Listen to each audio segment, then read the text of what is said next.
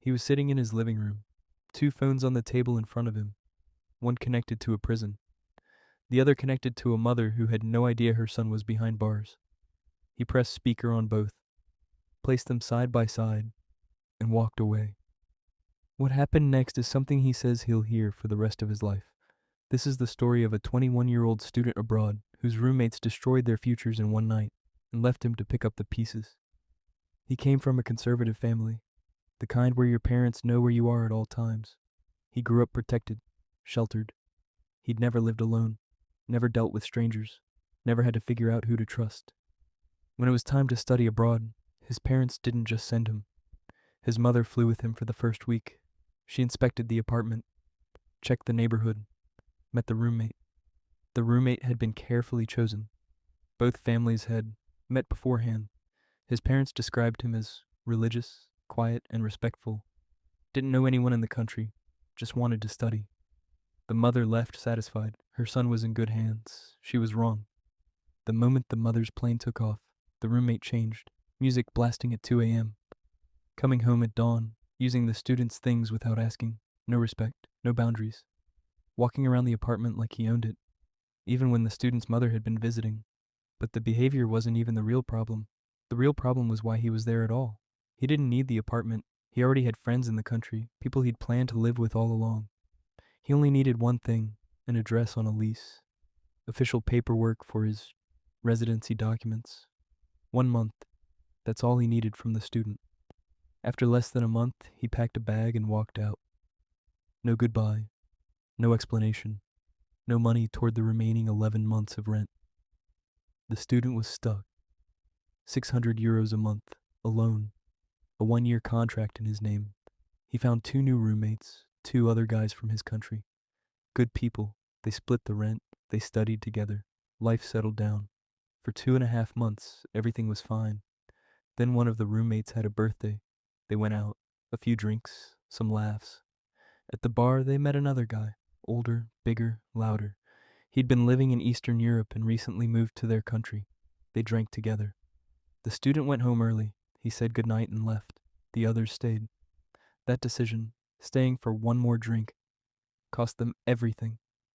At 4 a.m., the student's bedroom door slammed open. His roommate stumbled in, covered in blood. His scalp was split open from the back of his skull down to his neck.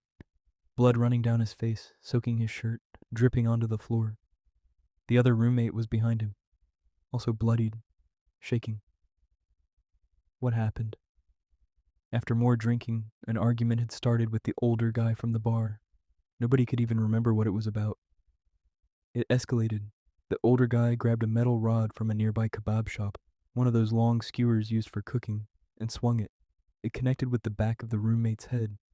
They ran home, locked the door, but the cameras in the area had captured everything. Within days, the police came. Everyone involved was arrested. The attacker got 1 month. The 2 roommates, because they'd fought back, got 2 months. 2 months in a foreign prison, as students. Their visas revoked, their education erased, over a fight with a stranger, over nothing.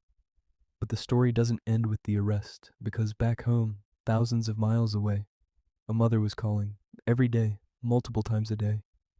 Her son's phone was sitting on the kitchen counter in the apartment, his name lighting up the screen, over and over. She didn't know her son was in prison. The student picked up the phone. "Where is my son? He's not answering his phone." He took a breath, and he lied. "He's camping, Auntie, in the mountains. There's no cell reception up there." The next day, "Is he back yet?"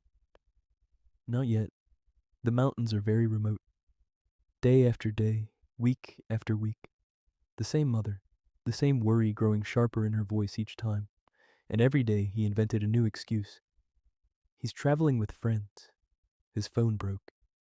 He's sick, sleeping all day. He went to another city for a school project. He used every lie he could think of. He said the guilt was suffocating. This was someone's mother, a woman losing her mind with worry. And he was staring at her son's ringing phone, making up stories. But what was he supposed to do? He was 21 years old. How do you tell a mother, over the phone, across an ocean, that her child is bleeding in a foreign prison? You don't, so you lie. And you hate yourself for it. Then the lies ran out. The imprisoned roommate could make calls from inside, but only local calls. He couldn't dial an international number. He couldn't reach his mother. So they figured out a system. The roommate called the student's local phone from the prison.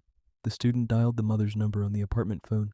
Then he placed both phones on the living room table, side by side, speakers facing each other. He walked to the couch, sat down, and watched. The mother said hello, and her son, from inside a prison cell, through one phone into another phone across thousands of miles, said 5 words: "Mom, I'm in prison."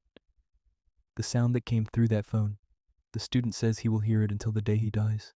A mother's scream, raw, unfiltered, the kind of sound that doesn't come from your throat. It comes from somewhere deeper. She cried, she screamed, she begged.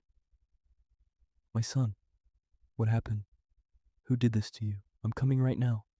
The son kept breaking down, apologizing, saying he was sorry over and over, and the student sat on the couch, 10 feet away, watching 2 phones shake with grief, knowing that for weeks he'd been telling this woman her son was camping in the mountains.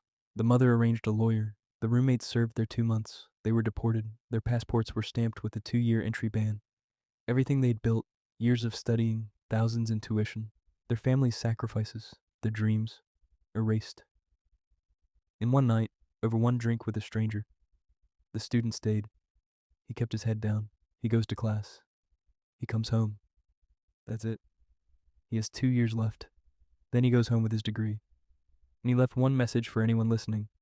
If you're abroad to study, study. You have one mission. Get the diploma. Go home. Don't drink with strangers. Don't fight over nothing. Because in a foreign country, nobody cares about you. There's no uncle to call. No family name to drop. You're just a foreign name on a police report. And one bad night, one fight, one drink, one wrong person can erase everything your parents sacrificed for you. Think about that the next time someone says, "Come on, just one more drink."